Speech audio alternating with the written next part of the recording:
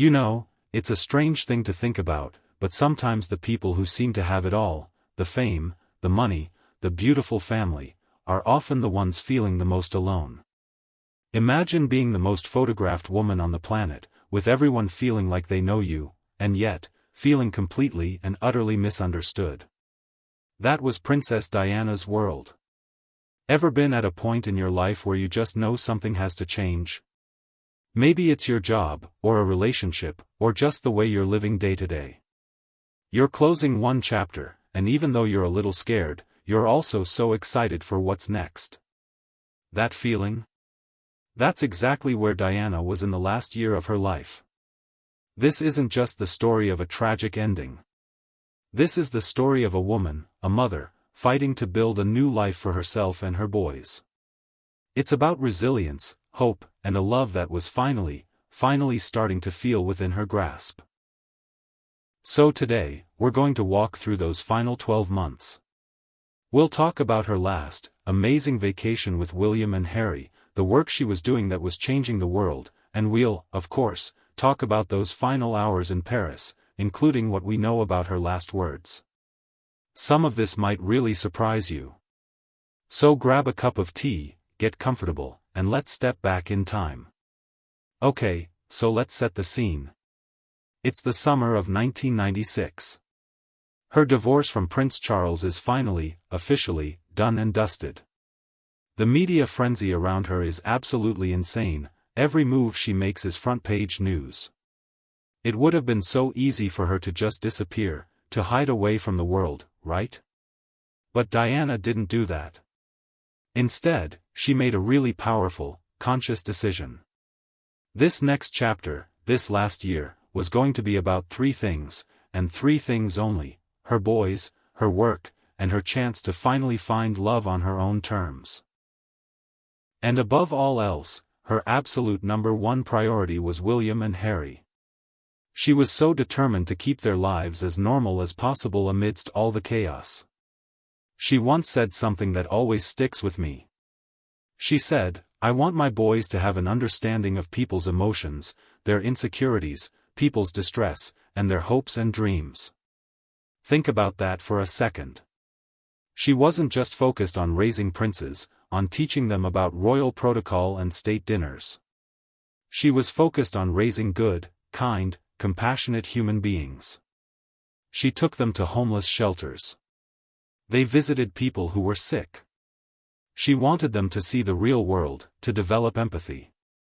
That tells you everything you need to know about her as a mother. And that brings us to probably the most heartwarming part of this whole story, their last vacation together. Just picture this. It's July 1997. We're just a matter of weeks away from everything changing forever. But in this moment, that's all still in the future. Diana, William, and Harry are on the French Riviera, soaking up the sun. They were guests of her good friend, Mohammed Al-Fayed, staying on his beautiful yacht. And for 10 whole days, they weren't the princess and the young princes. They were just Mum and the boys. They went water skiing.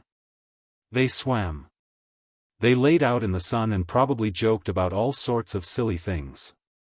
There are these amazing, now iconic, photos of them from that trip. In one, Diana is diving off the back of the yacht, and she's just laughing, her face completely lit up with joy. In others, she's relaxing on a sun lounger, chatting with her sons. They all look so tanned, so relaxed, so happy. It was like she knew she needed to give them this one last perfect memory. A final gift of just pure, unfiltered joy and freedom. When you look at those photos, you're not looking at an icon, you're looking at a mum who absolutely adored her kids. Now, at the same time she was being this incredible mum, she was also completely transforming her public life and her work. This is the part one finds so inspiring. She decided to sell off dozens of her most famous designer dresses, the iconic gowns everyone associated with her, at a huge auction in New York. And she didn't keep the money. She raised millions and millions of dollars for charity. It was such a powerful symbolic gesture. It was like she was saying, that old life? The one of glamour and show? I'm moving on from that. This money is going to do some real good. And the work she chose to focus on was dangerous and difficult, but so important. She became a world-leading advocate for banning landmines. This wasn't just showing up at a fancy fundraiser. She actually traveled to Angola and walked through an active minefield. Think about the courage that took. She was wearing a protective visor and a flak jacket, and she's walking this path that had been cleared, but just nearby were areas that hadn't been cleared yet. She did it to bring global attention to the thousands of people, especially children, who were being killed or maimed by these hidden weapons long after the conflicts had ended. She went to Washington, D.C. and gave powerful speeches to world leaders about it. She was no longer a representative of the royal family. She was her own entity, a global humanitarian, and she was using her voice and her immense platform for this incredible cause. Her power wasn't in a title anymore, it was in her compassion and her courage. She was truly finding her voice, and it was a voice that the entire world was listening to. And then, of course, there was her personal life. This is the part the tabloids went absolutely wild over. She had started a relationship with Dodi Fayed, the son of Mohammed al-Fayed. The papers painted it as this whirlwind, fairy tale romance. And look, we'll never know for certain how serious it was or where it was headed. But people close to her said it felt less like a grand, epic love story and more like, well, like she finally felt cherished. For the first time in a very long time, here was someone who seemed to put her first, who showered her with attention and affection. After years of feeling second best, that must have felt incredible. Which, tragically, brings us to that night in Paris. August 31, 1997. Diana and Dodi had just had dinner at the Ritz Hotel, which was owned by Dodi's father. The paparazzi were swarming, as they always were. To try and throw them off, they decided to leave from a different exit. They got into a Mercedes S-Class, driven by the hotel's acting head of security, Henri Paul. Their bodyguard, Trevor Rees-Jones, was in the front passenger seat. You know the rest of the story. The car sped away, trying to lose the photographers on motorcycles and scooters who were following them. And in the Pont de l'Alma tunnel, it all went horribly, tragically wrong. The car crashed. The impact was devastating. In the awful, chaotic minutes after the crash, first responders rushed to the scene. One of them, a firefighter named Xavier Gourmelin, was among the very first to get there. He later shared what he saw. He said that Diana was conscious, but clearly badly hurt. She was lying in the wreckage. He tried to calm her down, to tell her that help was here and that she was going to be okay. And she spoke. Her last recorded words were, "My God, what's happened?"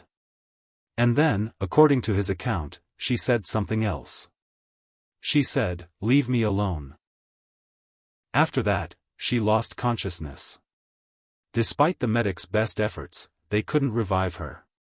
She was rushed to the hospital, but her injuries were just too severe. Princess Diana was pronounced dead a few hours later. She was only 36 years old. Now, beyond those main headlines, there are a few details about that year that often get lost, little pieces of the puzzle that make it all even more poignant. First, did you know that Diana had actually called a journalist friend that summer? She told him that she was planning to, and this is a direct quote, completely withdraw from public life. She said she was going to focus on being a mom to William and Harry until they were older. She was done with the media circus. She wanted a quieter, simpler life. The heartbreaking irony of that just gets me. She was so close to getting the peace she desperately wanted. Second, according to her butler and confidant, Paul Burrell, she had written a note 10 months before she died. He says she wrote it in October of 1996. And this note feels almost prophetic, like she had this strange feeling about what might happen. In it, she wrote, "I am sitting here at my desk today in October, longing for someone to hug me and encourage me to keep strong and hold my head high." And then she named a specific person she thought would get her and make her life difficult, and it wasn't Dodi Fayed. It suggests that even while she was with Dodi, her feelings and her future were still something she was figuring out. It adds this layer of complexity to everything. And third, this is a really practical, but tragic, piece of the story. For years and years, the entire blame for the crash was placed on the paparazzi chasing them and on Henri Paul, the driver, who was later found to have been drinking. And they absolutely bear a huge responsibility for what happened. But a later, full investigation found something so simple, and so devastating: none of them in the back seat were wearing their seatbelts. It was a split-second decision, or maybe just a habit of not buckling up, but it was a detail that likely would have changed the outcome completely. It's a grim reminder that the full story is almost always more complicated than it first appears, and that tragedies are often a chain of small events and decisions. Diana's story sticks with us because it's this incredible mix of fairy tale and harsh reality. It's about glamour and loneliness, love and loss, incredible strength and deep vulnerability. It makes you wonder, what would she have become? What would she be doing today? She'd be a grandmother now. Can you imagine?